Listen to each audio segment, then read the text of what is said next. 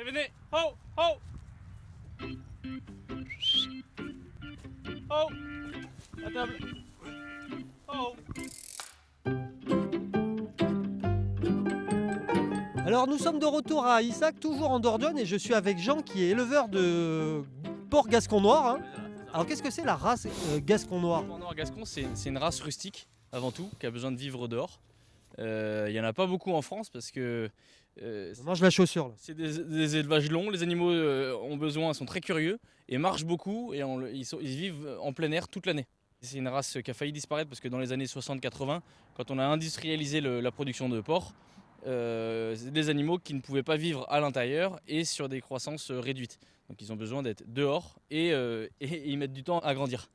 On leur donne à manger une fois par jour et en plus de ça, ils vont se promener dans la plaine, dans la forêt, dans les sous-bois pour trouver une deuxième partie de leur alimentation et c'est ça qui forcément va influer sur les carcasses, sur la viande, sur la qualité gustative de la viande. C'est une viande qui a un goût particulier, le fait que les porcs se nourrissent en pleine nature? Oui, c'est une viande qui est beaucoup plus typée.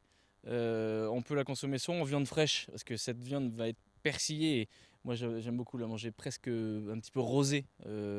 C'est pas de la viande qui a à cuire, elle est très persillée, très intéressante. C'est des cochons très gras, mais c'est un gras qui est intéressant également, avec de très bonnes qualités. Et nous ici on a décidé pour le moment de ne faire que de la charcuterie. Et donc l'ensemble du cochon est transformé en charcuterie. En charcuterie on a besoin de gras, on a besoin de viande, donc les deux sont intéressants. Et donc on fait des saucissons, des jambons, de la copa, voilà, différentes terrines. 100% gascon de nos animaux, là, plein air. C'est du gras qui est bon, parce qu'on a tendance à croire que le gras c'est pas bon pour la santé, mais sur ce genre de cochon, le gras se mange, hein, le gras est bon. Hein. On mange le gras, on mange le gras. Le gras est intéressant et fixe beaucoup les arômes. Et sur la charcuterie, donc on perd quand même 33% de séchage. Et donc les arômes se fixent autant dans la viande que le gras. Et il faut manger les deux en même temps. Alors il faut être raisonnable. Mais le gras est intéressant. C'est un gras insaturé en acide gras. Et du coup, c'est ce qu'on appelle entre guillemets le bon gras.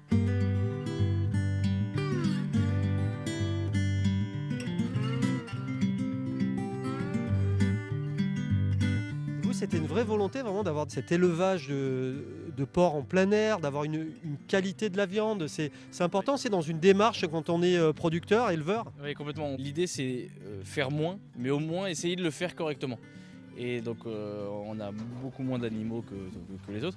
Je ne dis pas que c'est mieux que c'est moins bien. C'est le choix qu'on a fait d'avoir une échelle familiale de l'exploitation, avec un nombre réduit d'animaux, mais au moins pouvoir raisonner animal par animal pour l'élevage, pour la transformation, et pas groupe de 10 ou groupe de 30, et de s'en occuper, je pense, le mieux possible. Bah écoutez, merci beaucoup Jean de nous avoir fait cette présentation. Nous on se retrouve tout à l'heure pour la suite de Tous les chemins.